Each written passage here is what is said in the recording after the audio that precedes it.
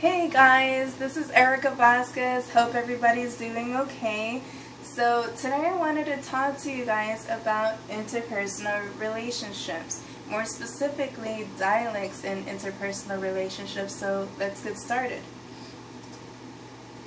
So what is a dialect? A dialect is a tension between conflicting forces. There is one type of dialect, and that is the irrelational dialect. A relational dialect is competing psychological tensions that exist in a relationship. So we all have various relationships, and we from time to time may encounter relational dialects. So what specifically are those? Well, let's go on to the next slide. One type of relational dialect is the autonomy and connection dialect. So autonomy is the desire to do things independent of your partner, while connection is the desire to link actions and decisions with your partner.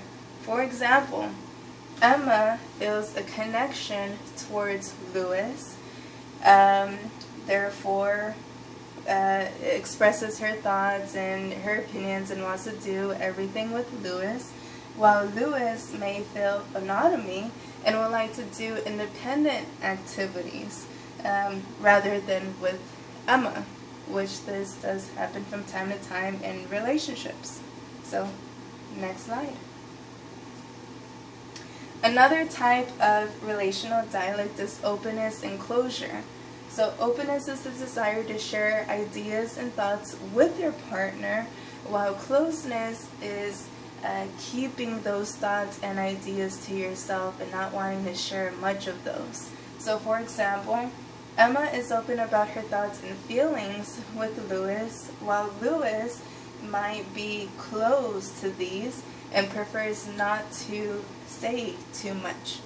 So, and again, this does happen from time to time in relationships, any type of relationships that you may have. Next slide.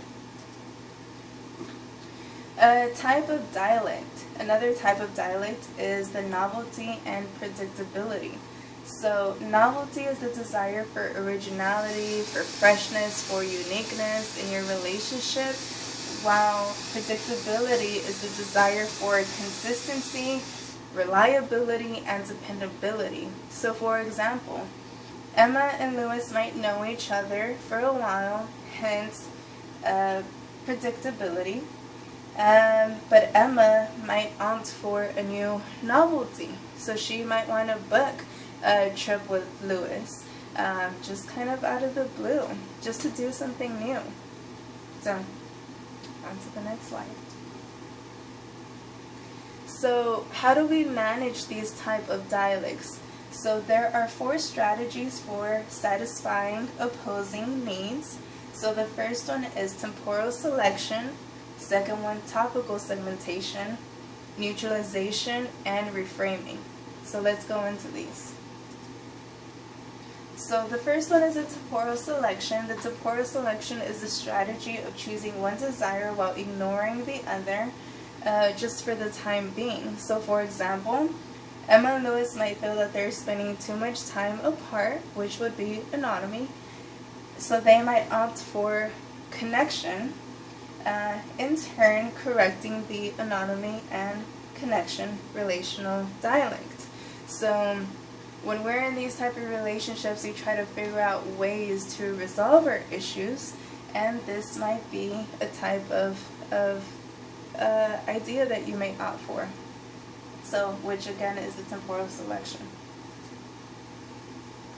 So topical segmentation. Topical segmentation is the strategy of choosing certain topics to satisfy one desire and other topics to satisfy another desire. So for example, Emma and Louis might choose to share thoughts about work and school while not really talking about their thoughts about family matters.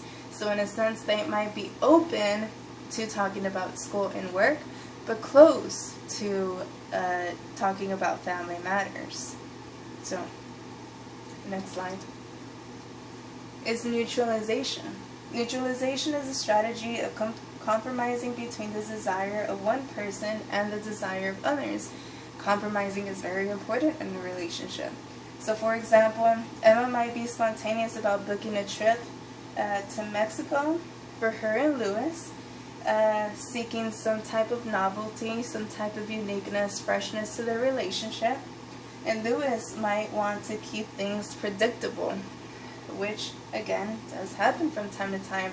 Not everyone is the same, but it's about coming to a compromise between both parties. Next slide. And lastly, it's reframing. So reframing is a strategy of changing your perception about the opposing desires so that they no longer seem quite so contradictory. So, for example, Emma might feel she's open about things and Lewis is closed about things. So she discusses her feelings with Lewis and realizes too that she at some point also has held thoughts and feelings in and not expressed those to Lewis. So Emma might see herself as similar to Lewis rather than different, therefore reframing her perception of the tension. So it does happen. And lastly is the conclusion. So healthy interpersonal relationships are satisfying, beneficial, and important. We should always try to find a way to come to a middle ground with our partner, express our thoughts, express our feelings, and make sure that everybody's just doing okay all around. Relationships do go through many stages, so it's important to use that communication and feedback with your partner to know what they're thinking, to know what you're thinking. This way both of you guys know where you're headed. So, and that is the end